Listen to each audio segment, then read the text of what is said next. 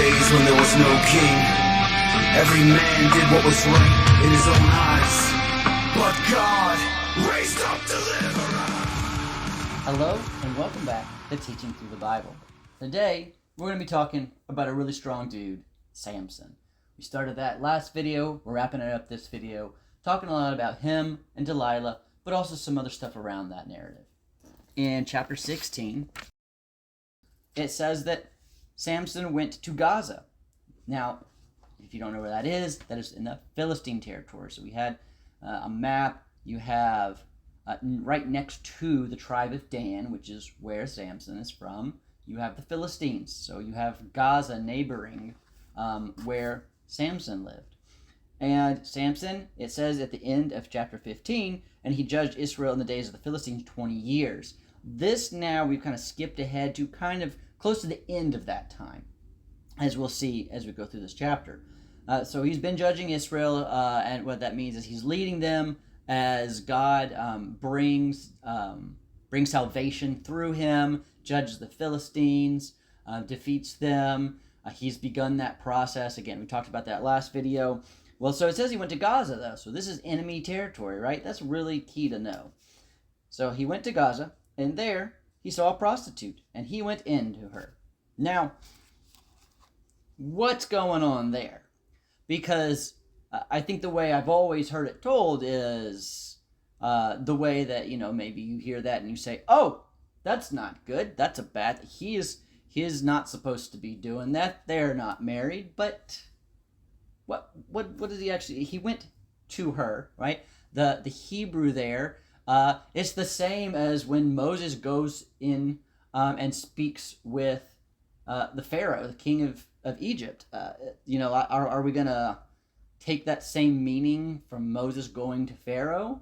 No, I think more likely this is a general. He went to, her location, to where she was, where her, you'd say, business was. But that doesn't mean that there's any implication of what happened once he got there.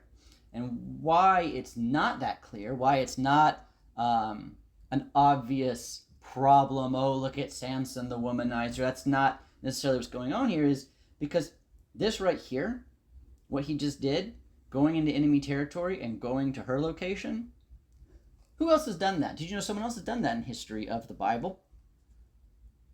Joshua chapter 2. See, in Joshua chapter 2, Joshua, the leader, sends 2 spies to go, and they go to Rahab the prostitute. Now, have you ever heard anyone argue that they were doing anything they shouldn't do when they went there? I've never heard anyone argue that. Because it's pretty obvious, everyone knows, they were going there and hiding.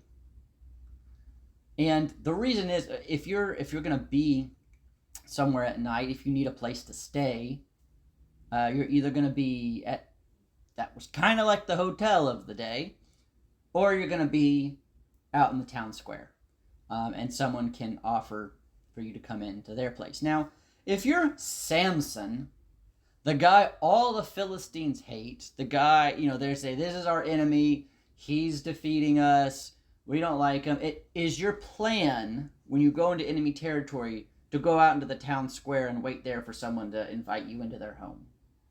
Probably not. Probably doesn't sound like the best plan, right? Not the best strategy, militarily speaking. And he doesn't seem to be going to this place, as we see in the next few verses. He's not going there for, with a goal that people will accuse him of. Because in fact, it says after that, now the Gazites were told Samson has come here, right? And so then they plan to set an ambush and all this kind of stuff. So they do end up finding out anyways. But it says that while they're waiting, they're gonna jump him in the morning.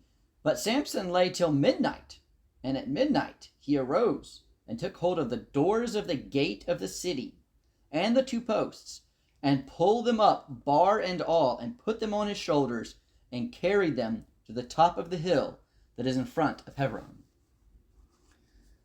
which is in Judah's territory. So he literally took the gates of the city, which is very important, because if you don't have your gates, if you got a wall, but you have no gate, your enemy can come in and defeat you, right? Your gate is very important for the safety of your town.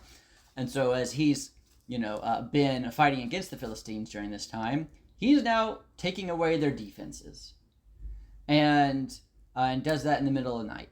So this was his goal. He's making a military move.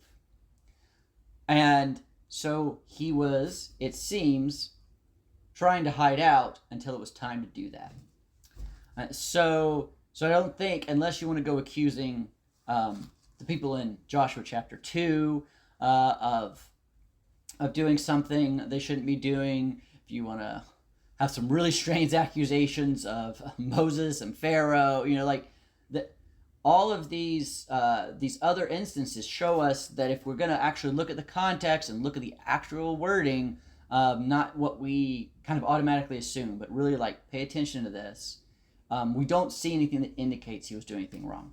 It was a military move. He wasn't going with this woman or anything like that.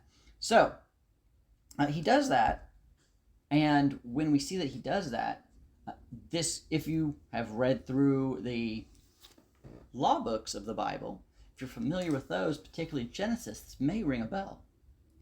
And that's because this has been prophesied. God said this was going to happen. Crazy. So if we go back to Genesis chapter 22, verse 17. So this is right after Abraham has shown that he's willing to sacrifice his only son to Yahweh. Yahweh does not have him do it, but gives a substitute, which of course that also points to Jesus. We've talked about that. You can go look back at my video that discussed that. I can put a link for that below if you're interested. But in verse 17, Yahweh says to him, I will surely bless you, and I will surely multiply your offspring as the stars of heaven, and as the sand that is on the seashore, and your offspring shall possess the gate of his enemies. Now this is also broadly true, right?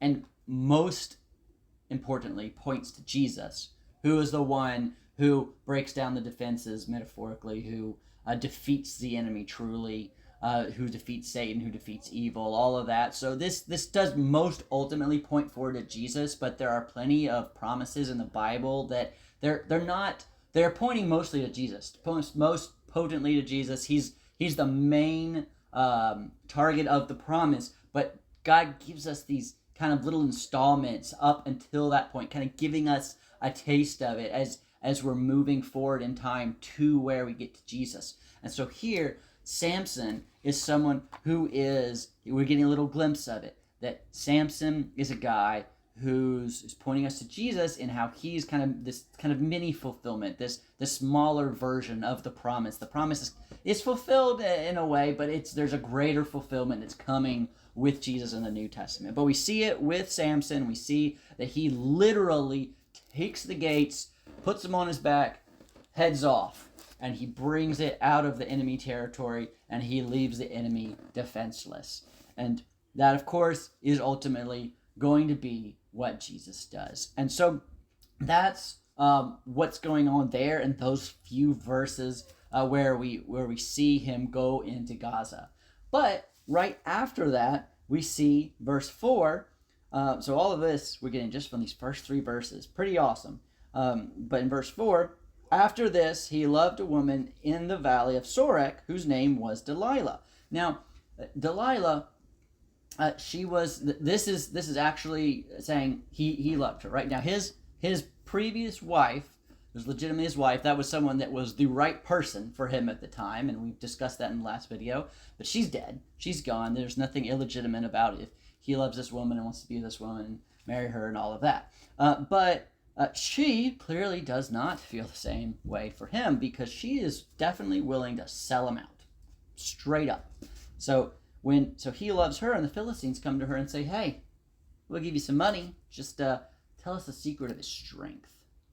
And so we know he's super strong. We see that in the other chapters, how he's torn apart a lion, how he's done a lot of things, the way he defeats so many Philistine warriors by himself, the way he breaks out of out of what the ropes that have bound him, and then most recently, actually literally picking up like a whole gate and posts and walking off with it. Like amazing, amazing strength. And you think, man, that guy's got the most jacked muscles. That guy must look so big. And if you go look at it in pictures and like little children's books, you go watch a movie that's based on Samson. This is the guy, right? He's freaking Hulk. He's awesome. He's muscular. He's jacked. He's this hulking dude. But is that accurate? Because these guys, what do the Philistines want? The Philistines want to know, how is he so strong?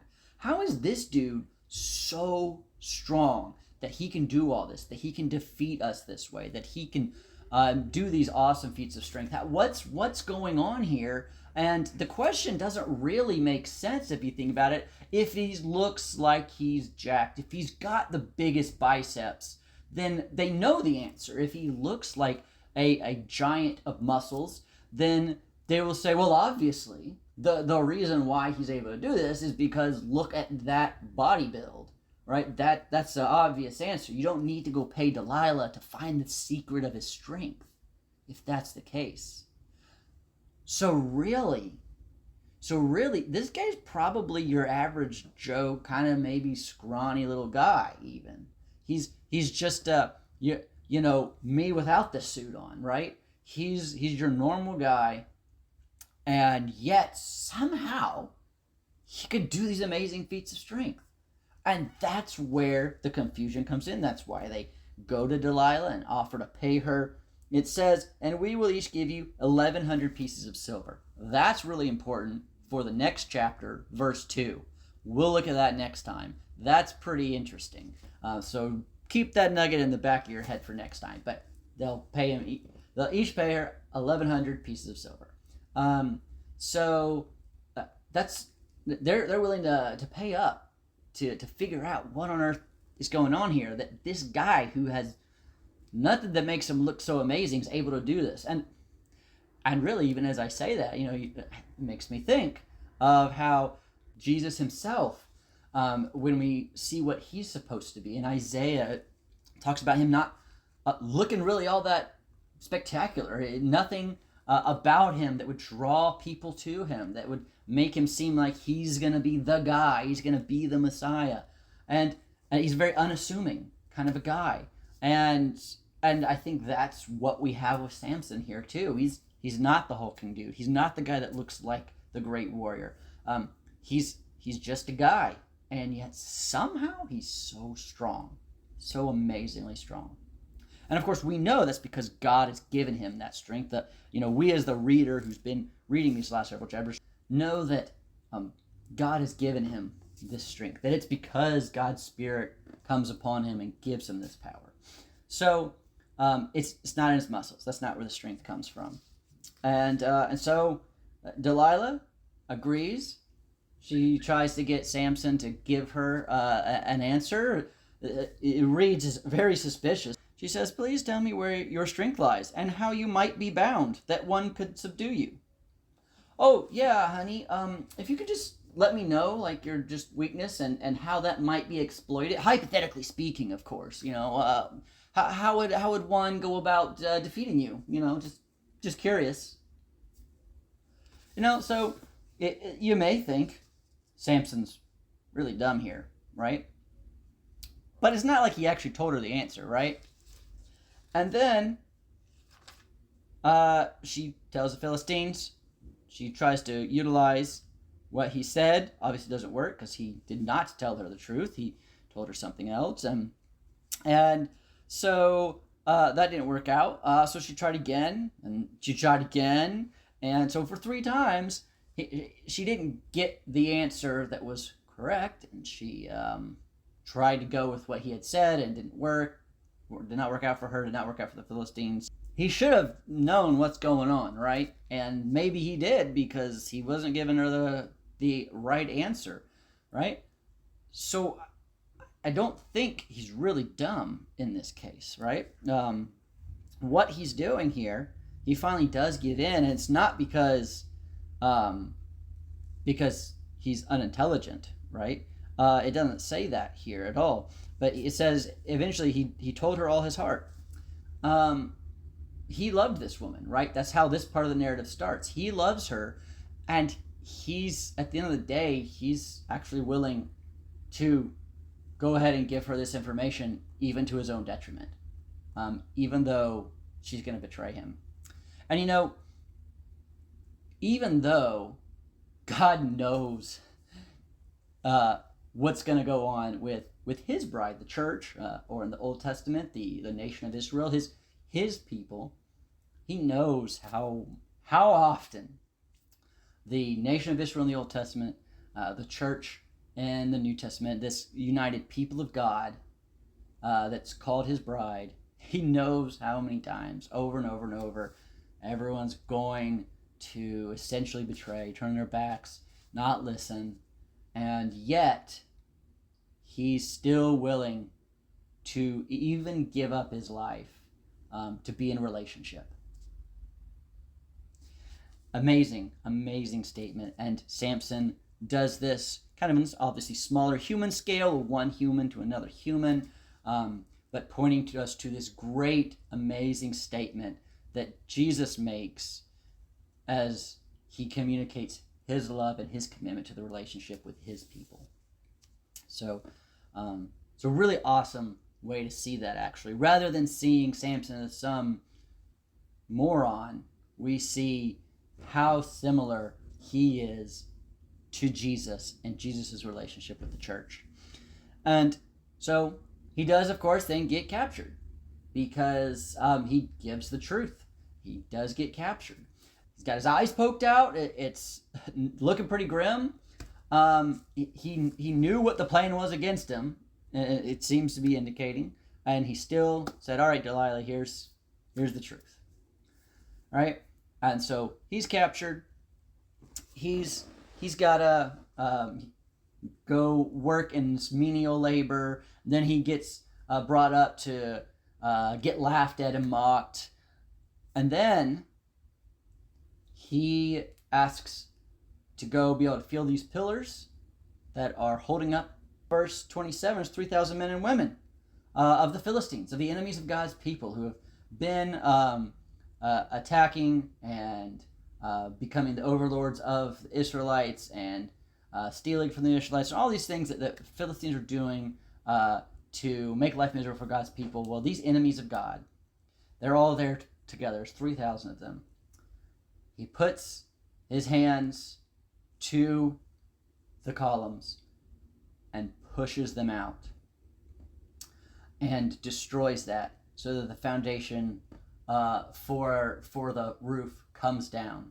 And Samson becomes the one who's willing to save his people with his arms outstretched, prepared to die for them, ending his own life for the lives of his people, defeating the enemy at the cost of sacrificing himself in a position just the same as Jesus. And that's who Samson is. Samson is a man who points us to Jesus in so many ways. Love to hear your thoughts on that as we move on to the very end of Judges, as we continue to see, despite all that's happened, despite the judges giving up so much, now we're going to see what happens with Israel in the next videos. Thank you for watching that video. I hope that it helped you learn a little bit more about the Bible today. And if you'd like to continue to learn more about the Bible, then we have plenty of other videos on the channel. And if this has been helpful for you, then you can always let me know by subscribing to the channel. And hopefully I'll be able to continue to help you learn even more about God's Word. Thanks.